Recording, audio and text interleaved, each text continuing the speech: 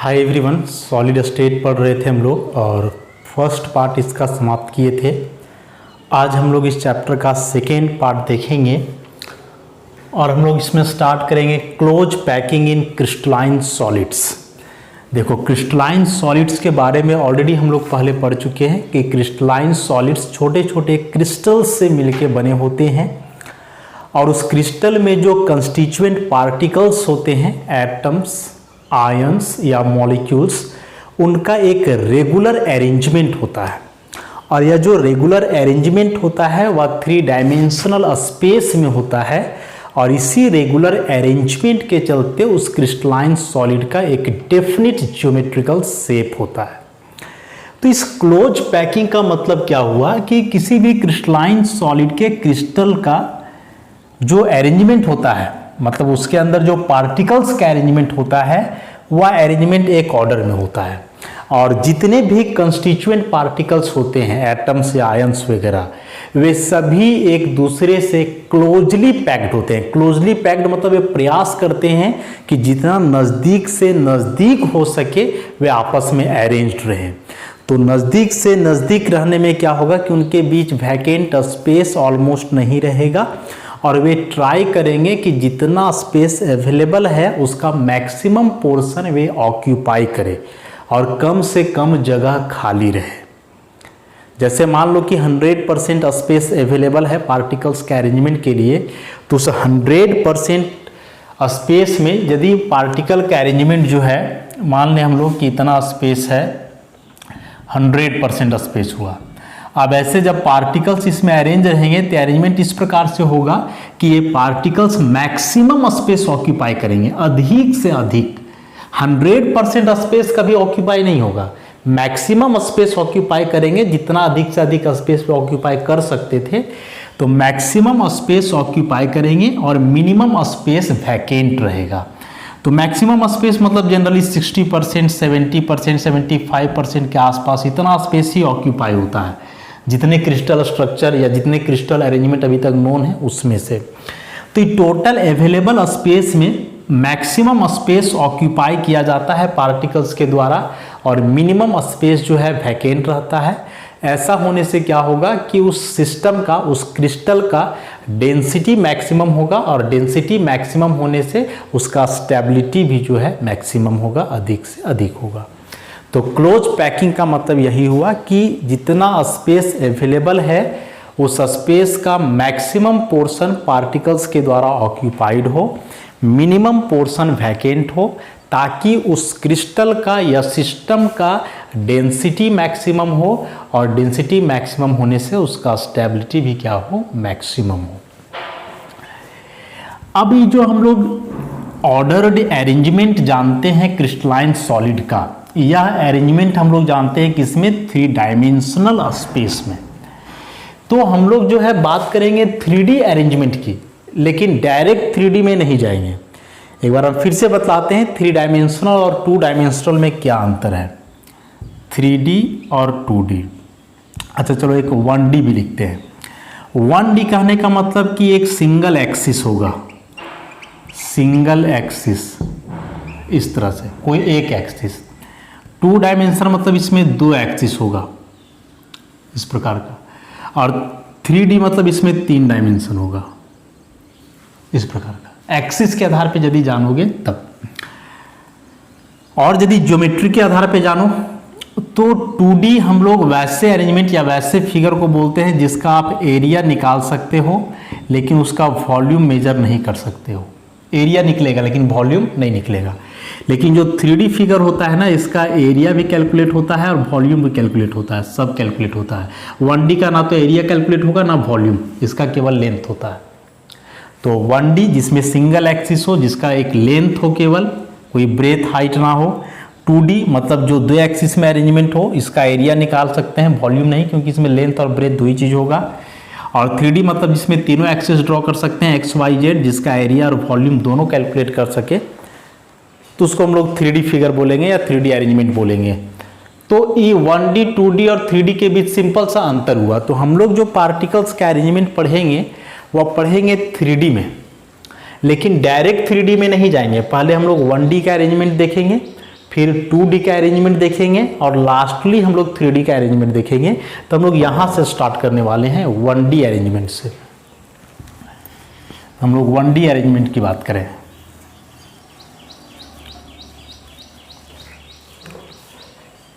Close packing in one dimension, 1D one dimension. याद रखोगे कि जब क्लोज पैकिंग हम लोग दिखलाएंगे पार्टिकल्स का, तो वे पार्टिकल्स एटम्स हो चाहे आयंस हो, उसको हम लोग शो करते हैं एक स्फीयर से। यदि ऐसे कोई स्फेरिकल चीज दिया गया हो, सर्कल लग रहा है देखने में, लेकिन इसको हम लोग सर्कल नहीं बोलेंगे बल्कि स्फीयर बोलेंगे इसको हम लोग।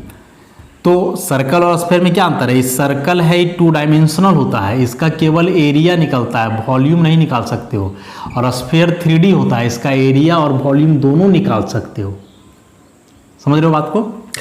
तो हम लोग क्या करेंगे कि जब क्लोज पैकिंग दिखाएंगे पार्टिकल्स का, तो वहाँ पार्टिकल को एक स्फीयर से दिखाया जाएगा। वह पार्टिकल वहाँ कोई एटम या आयन को जो है रिप्रेजेंट करेगा, या उस क्रिस्टल में जो भी कंस्टिट्यूएंट पार्टिकल हो उसको वह वहाँ रिप्रेजेंट करेगा। तो सबसे पहले 1D अरेंजमेंट की बात करें, तो जब 1 डायमेंशन में पार्टिकल्स को अरेंज करोगे तो उसका एक ही तरीका है, और वह तरीका क्या है कि सारे पार्टिकल्स को ऐसे एक के बाद एक रखते जाओ एक हॉरिजेंटल रो में, ऐसा इस प्रकार से। ऐसे इधर भी अरेंजमेंट बढ़ेगा, इधर भी अरेंजमेंट बढ़ेगा, एक सिंगल एक्सिस ड्रॉ करोगे। 1D का ये अरेंजमेंट हुआ इस प्रकार से। अब अरेंजमेंट में हम लोग क्या देख रहे हैं कि सारे स्फीयर्स जो है ना एक दूसरे को टच कर रहे हैं। अब टच कर रहे हैं तो इसमें से कोई भी एक पर्टिकुलर स्फीयर को लेकर के चलो। जैसे मान लो कि हम इस स्फीयर की बात करें, ऐसा इसको ले ले इस प्रकार से। तो इस स्फीयर को कंसीडर किए तो जरा गौर से देखोगे कि ये स्फीयर 2 स्फीयर को टच कर रहा है, ऐसा। तो क्लोज पैकिंग के दरमियान एक पर्टिकुलर स्फीयर या एक पर्टिकुलर पार्टिकल बोलो और कितने स्फीयर्स को टच कर रहा है, वह कहलाता है उसका कोऑर्डिनेशन नंबर। याद रखोगे, कोऑर्डिनेशन नंबर टर्म बहुत इंपॉर्टेंट है, इसको ध्यान में रखना है। क्या बोले कि क्लोज पैकिंग में एक पर्टिकुलर स्फीयर और कितने स्फीयर्स को टच कर रहा है, वही कहलाता है उसका कोऑर्डिनेशन नंबर। इसको ऐसे भी डिफाइन करते हैं कि the number of nearest neighbours of A sphere in close packing is called its coordination number. कि क्लोज पैकिंग में एक स्फीयर के सबसे नज़दीक वाले कितने नेबर्स हैं, पड़ोसी। तो सबसे नज़दीक मतलब जो उसको टच करेंगे, तो टच करने में से यही 2 स्फीयर है। तो यदि इसका कोऑर्डिनेशन नंबर पूछा जाएगा, CN माने कोऑर्डिनेशन नंबर शॉर्ट में, तो हो गया 2। तो 1 डायमेंशन में जब क्लोज पैकिंग हो तो उस केस में कोऑर्डिनेशन नंबर कितना होता है, 2 होता है। हालांकि 1 डायमेंशन का कोई मतलब भी हम लोग को नहीं है, मेन होता है 3D अरेंजमेंट। तो डायरेक्ट 3D में नहीं जाना है, 1D अब हम लोग देख लिए। अब 2 डायमेंशनल और 3 डायमेंशनल को देखते हैं। कोऑर्डिनेशन नंबर वाला बात ध्यान में रखना है।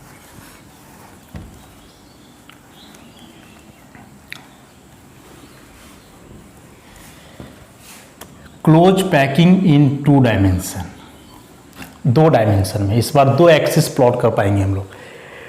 2D में जब अरेंजमेंट दिखलाओगे पार्टिकल्स का, तो क्या करते हैं हम लोग कि इसका 2 तरीका है। 2 तरीका क्या है सो हम लोग देखते हैं। पहला तरीका है कि अभी 1D में जो अरेंजमेंट हम लोग दिखाए थे वैसे ही दिखाओ।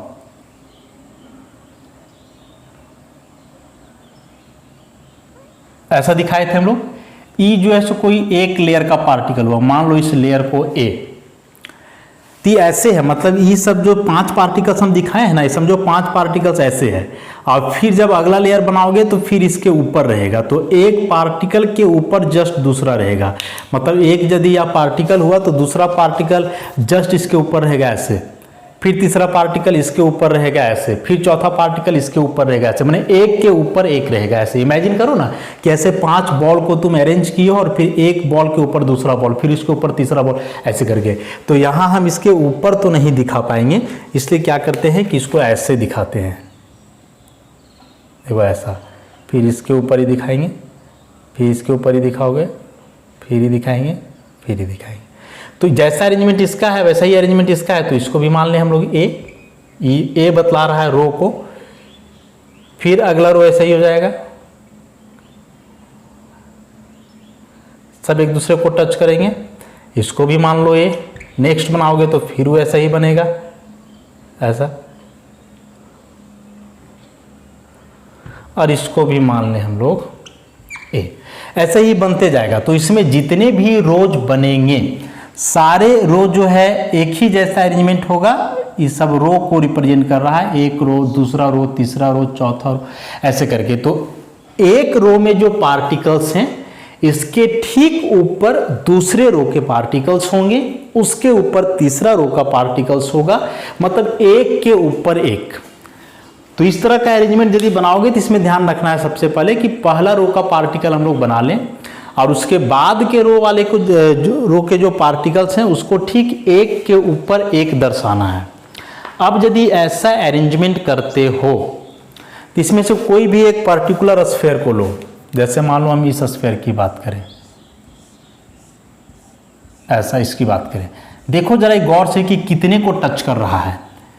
तो एक इसको टच किया, सेंटर लिए हैं, एक इसको टच किया, एक इसको टच कर रहा है, एक इसको टच कर रहा है, और ये चारों को मिलाओगे तो एक स्क्वायर टाइप बनेगा। देखो ये स्क्वायर बन रहा है, इसलिए जो है हम लोग इसको बोलते हैं square close packing, square close packing in 2 dimension. और यह स्क्वायर क्लोज पैकिंग जो हुआ 2 डायमेंशन का एक कब बना या कैसे बना, जब दूसरे रो के स्फीयर्स को पहला रो वाला स्फीयर्स के जस्ट ऊपर रखे, फिर तीसरा रो वाला जो स्फीयर्स थे उसको सेकेंड रो के स्फीयर्स के जस्ट ऊपर रखे, एंड सो ऑन, ऐसा ही इसको हम लोग बढ़ाते गए। अब ये जो स्फीयर रंगे हैं, ये 4 स्फीयर को टच किया, 1 2 3 4। तो यदि कोई पूछे कि इसका कोऑर्डिनेशन नंबर कितना है तो ऑब्वियसली कितना हो जाएगा 4। 4 पार्टिकल्स को टच कर रहा है इसलिए इसका कोऑर्डिनेशन नंबर 4। और यदि इस प्रकार से पार्टिकल्स को अरेंज करोगे 2 डायमेंशन में, मतलब स्क्वायर क्लोज पैकिंग बनाओगे, तो यह टोटल 100% स्पेस में से 52.4% स्पेस ऑक्यूपाई होता है और बाकी का स्पेस जो है इसमें वैकेंट रहेगा। तो बतलाए कि यदि स्क्वायर क्लोज पैकिंग का अरेंजमेंट हो 2D, तो टोटल अवेलेबल स्पेस मतलब 100% में 52.4% स्पेस पार्टिकल्स के द्वारा ऑक्यूपाई किया जाता है और बाकी स्पेस जो उसमें रह जाएगा वैकेंट। अब हम लोग आते हैं इसका दूसरा तरीका। तो दूसरा तरीका कैसे होगा जरा सो देखो। तो 1D का जो अरेंजमेंट था पहले उसको बना लो, एक रो का स्फीयर को ड्रॉ करो, मान लो ऐसे ड्रॉ कर दिए, एक रो का स्फीयर हुआ। अब हम लोग क्या करेंगे कि सेकेंड रो का जब स्फीयर बनाएंगे तो उसको जस्ट इसके ऊपर नहीं रखना है, जैसे यहां क्या किए कि इसके ऊपर ई है ऐसे, फिर इसके ऊपर ई है ऐसे, फिर इसके ऊपर ई ऐसे, लेकिन यहां वैसे नहीं करना है। यहां क्या करना है कि 2 पार्टिकल्स को अरेंज किए हैं तो इसके बीच देखो जो खाली है ना, दिस वन, इसको हम लोग बोलते हैं डिप्रेशन। 2 पार्टिकल्स को अरेंज करने के बाद जो बीच में खाली जगह बच रहा है इसको हम लोग क्या बोलते हैं, डिप्रेशन। अब इसको यदि हम लोग बोल दें लेयर ए या रो ए रो, लेयर नहीं बोलेंगे इसको रो बोलेंगे, ए रो, तो अगला रो का जो पार्टिकल होगा या इसके बीच में रहेगा ऐसे, ऐसा, फिर ही रहेगा ऐसे, फिर ऐसे, बढ़िया से इसको राउंड करके लिखोगे ऐसे, और फिर अगला रो का रहेगा ऐसे। ध्यान रहे कि सारे पार्टिकल्स एक दूसरे को टच करने चाहिए ऐसे। तो अब चूंकि इस रो का अरेंजमेंट इसके जैसा नहीं है, अलग अरेंजमेंट हो गया, तो इसको हम लोग बोलेंगे बी रो। ठीक, अब फिर जब इसका तीसरा रो बनाओगे तो वह किसके जैसे होगा, तो पहले वाला के जैसा होगा। मतलब अब फिर इसके डिप्रेशन में रखेंगे ना ऐसे ऐसे, इस प्रकार। तो ऐसे करोगे तो देखो इसके जैसा ही हो गया ऐसा, फिर एक पार्टिकल यहां भी हो जाएगा इस प्रकार से। तो ई वाला रो का अरेंजमेंट पहले वाला के जैसा हुआ, तो फिर इसको भी हम लोग बोलेंगे रो नंबर ए। फिर से अगला रो बनाओगे तो फिर ये दोनों के बीच में ऐसे दिखाना होगा, ऐसे, इस प्रकार से। बस बनाते समय ध्यान रखना है कि सारे स्फीयर से एक दूसरे को क्या करे, टच करे।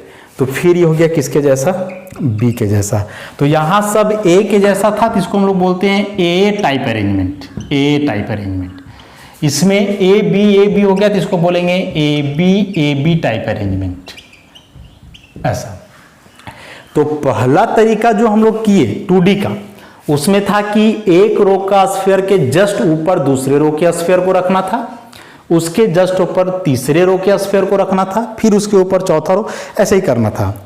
लेकिन दूसरा तरीका जो हम लोग देखे, इसमें क्या देखे कि फर्स्ट रो के पार्टिकल्स को अरेंज कर दिए, तो सेकेंड रो के पार्टिकल्स को इसके डिप्रेशन में रखे, जस्ट इसके ऊपर नहीं। मतलब तुम ऐसे इमेजिन करो, दो बॉल को रखो, एक बॉल दूसरा बॉल, तो दोनों बॉल को सटा के रखोगे तो इसके बीच में वो खाली जगह बचेगा, तो उस खाली जगह के ऊपर फिर अगला बॉल रखना है दूसरे रो का, फिर उसके बगल में, ऐसे करके अरेंज करते जाना है। इसमें से यदि कोई पर्टिकुलर स्फीयर को सेलेक्ट करोगे, जैसे मान लो कि इस स्फीयर को हम लेते हैं, कोई भी स्फीयर को सेलेक्ट कर सकते हो ऐसा, तो देखो यह कितने को टच कर रहा है, तो एक इसको टच किया, एक इसको किया, फिर यहाँ यहाँ यहाँ और यहाँ, ऐसे, और इस सबको मिला दो।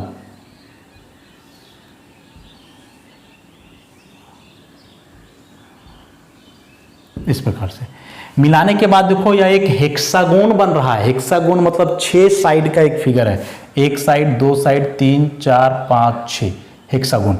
इसलिए इसको हम लोग बोलते हैं hexagonal close packing, hexagonal close packing in 2 dimension, 2 dimension का।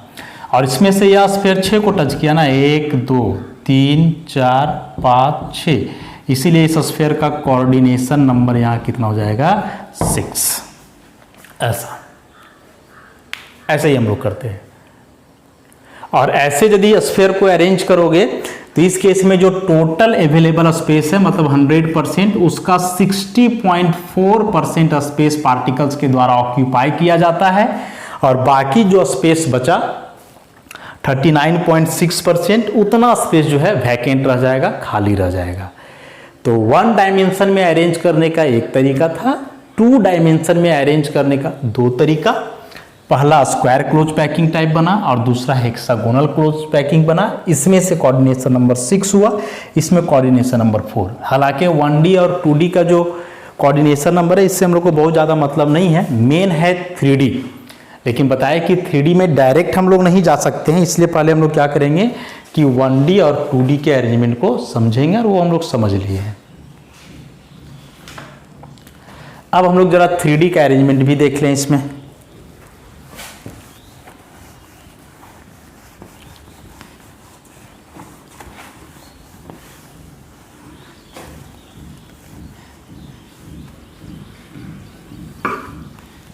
Close packing in 3 dimension.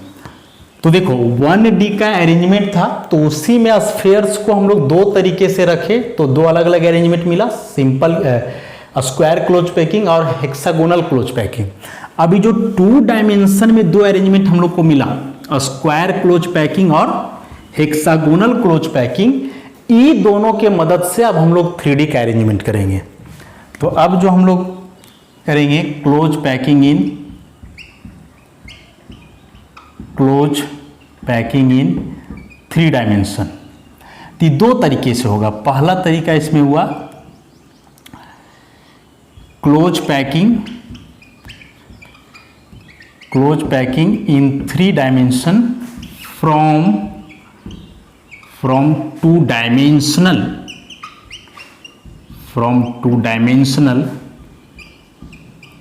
Square close packed layer, कि 2 डायमेंशन में जो स्क्वायर क्लोज पैकिंग किए, तो उस लेयर का इस्तेमाल करके अब हम लोग 3D में अरेंजमेंट करेंगे। और ऐसा अरेंजमेंट से जो हम लोग को लैटिस मिलता है, उसको बोलते हैं सिंपल क्यूबिक लैटिस। अब अभी हम लोग तो पढ़े स्क्वायर क्लोज पैकिंग, उसी स्क्वायर क्लोज पैकिंग को ध्यान में रखते हुए अब यहाँ हम लोग 3D का अरेंजमेंट करेंगे। बड़ा इंपॉर्टेंट है, कंसेप्चुअल है, जरा समझोगे इसको। सबसे पहले हम लोग स्क्वायर क्लोज पैकिंग का बनाते हैं, फिगर जो बनाए हैं। स्फीयर एक साइज का बनाओगे, कॉपी में बनाओगे तो कोई सिक्का ले लेना, 1 रुपया वाला, 2 रुपया वाला, और उससे बनाने का प्रयास करोगे। 4 ही लेते हैं, एक साइज का सब स्फीयर बनेगा तो फिगर सुंदर बनेगा।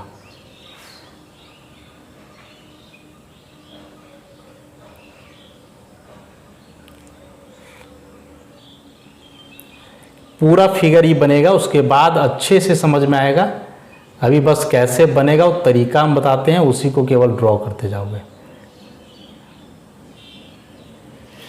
ठीक, स्फीयर एक साइज का, सिक्का से बनाओगे तो एक साइज का स्फीयर बनेगा, उससे फिगर ठीक रहेगा। ऐसा तो ये जो है स्क्वायर क्लोज पैकिंग हुआ, जो 2 डायमेंशन में हम लोग बनाए, और वहाँ कैसे बनाए इसको हम बता दिए।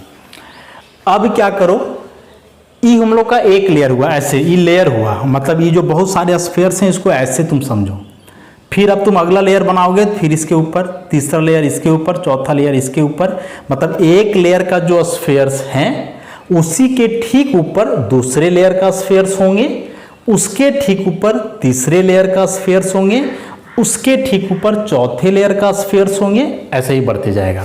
तो अगला लेयर का स्फीयर कैसे बनाओगे देखो हम बताते हैं, समझोगे। यहाँ क्या करो कि देखो, ई वाला स्फीयर का आधा और ई वाला स्फीयर का आधा, इसको लो और इसको ऐसे मिलाओ, फिर इसका आधा और फिर इसका आधा, ऐसा, फिर इसका आधा और इसका आधा, ऐसा, और फिर इसका आधा यहाँ और फिर इसका आधा वाला पोर्शन यहाँ, तो ये कुछ ऐसा हो जाएगा, ऐसा, फिर इसका आधा और इसका आधा, ऐसा ही करके इस प्रकार से। नेक्स्ट, ई हुआ एक लेयर, ई दूसरा लेयर, अगला लेयर फिर वैसे ही करना है कि इसका आधा लोगे और इसका आधा, आधा हमने समझ रहे हो ना कि यहाँ से यहाँ तक में आधा यहाँ, फिर यहाँ से यहाँ तक में आधा यहाँ, ऐसे ही बनाए, ऐसा, फिर इसका आधा को इसके आधा से, फिर इसका आधा इसके आधा से, और फिर इसका आधा वाला पोर्शन जो है ले करके हम लोग को इसके आधा यहाँ से मिलाना है। सिक्का से मिलाओगे बढ़िया से सुंदर फिगर बनेगा, ऐसा, फिर इसका आधा इसके आधा से, फिर इसका आधा इसके आधा से, फिर इसका आधा ऐसे। फिर अगली बार बनाओगे तो फिर से क्या करना है हम लोग को कि ई दोनों के बीच का लेना है, जैसे इसका आधा और इसका आधा, तो ई ऐसा, फिर ये ऐसा, फिर ये ऐसा, फिर इसका आधा को लेकर के इसके आधा से मिलाओ, फिर ये ऐसा, ऐसा, इस प्रकार से ऐसे ही बनाते जाना है। कैसे बनाना है ये अभी हम केवल बताए, अब इसका मतलब समझोगे तो समझ में आएगा अच्छे से। बस सिक्का से बनाओगे ताकि स्फीयर सभी एक जैसे बने, और एक जैसे बनेंगे तो फिगर ज़्यादा सुंदर बनेगा, सही बनेगा, दिक्कत नहीं रहेगा। ऐसे हाथ से मिलाओगे तो मे भी मिस्टेक हो जाए।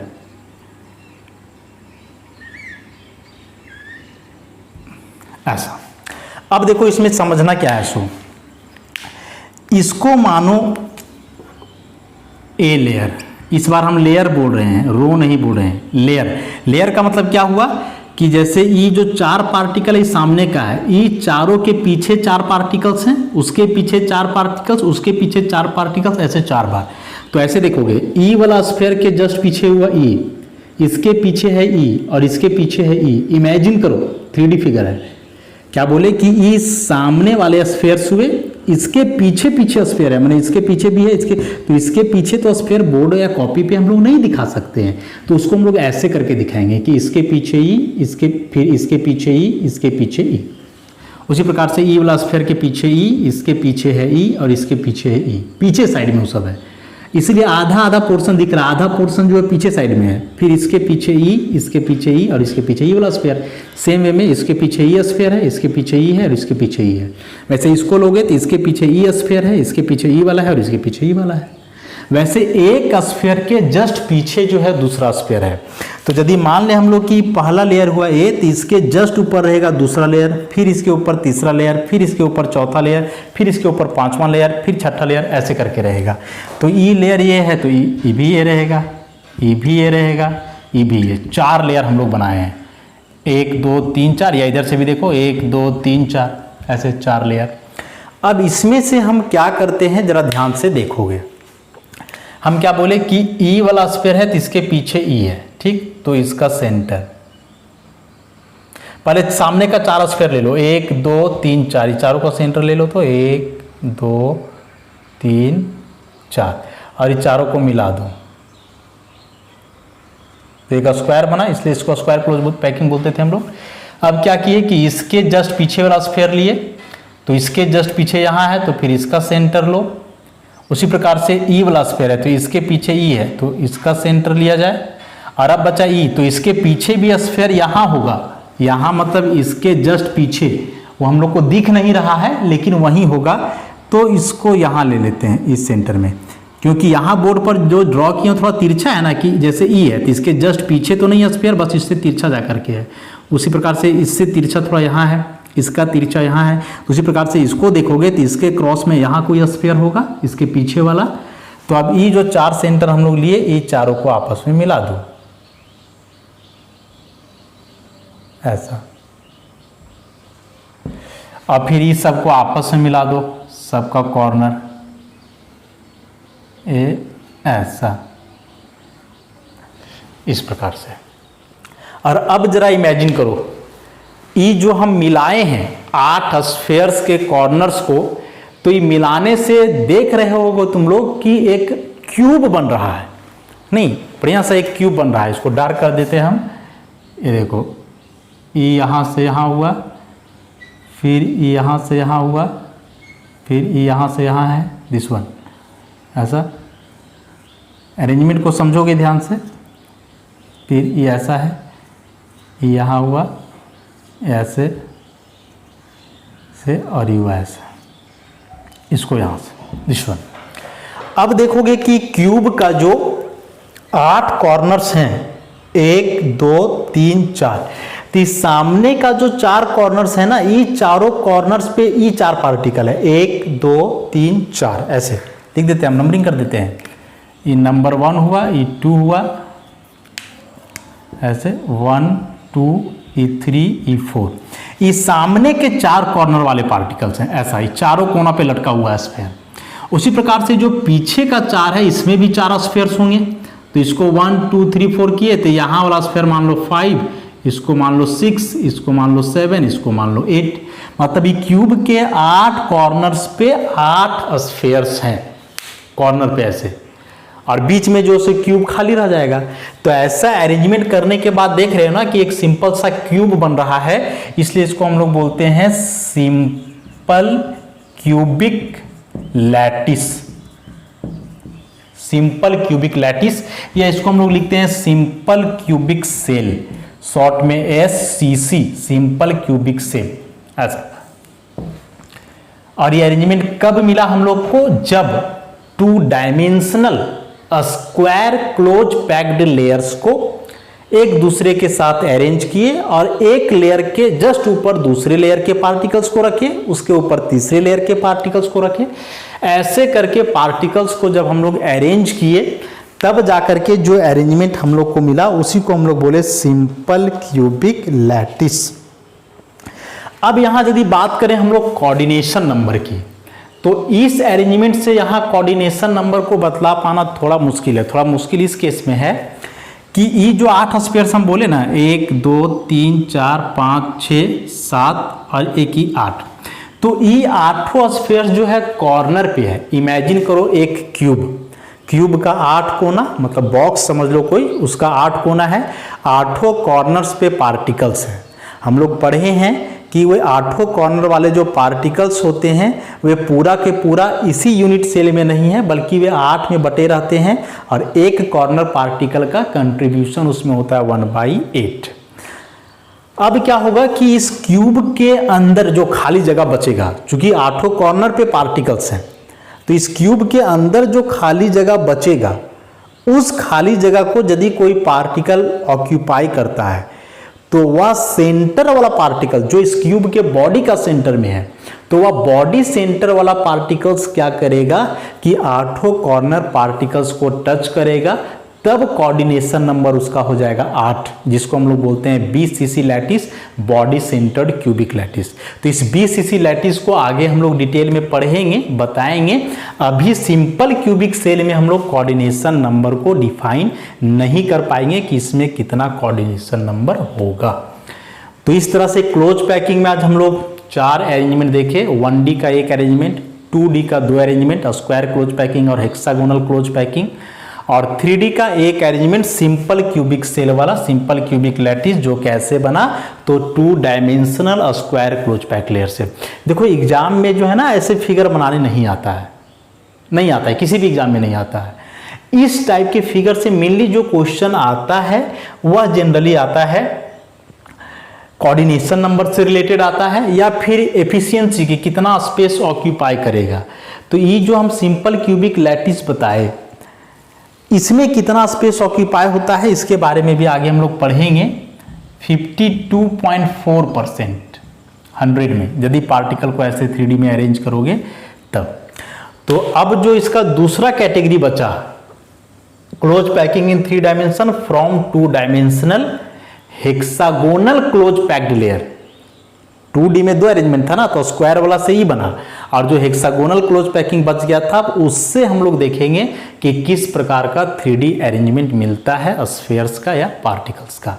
तो उसका डिस्कशन जो है हम लोग नेक्स्ट लेक्चर में करेंगे। आज के लिए इतना ही, धन्यवाद।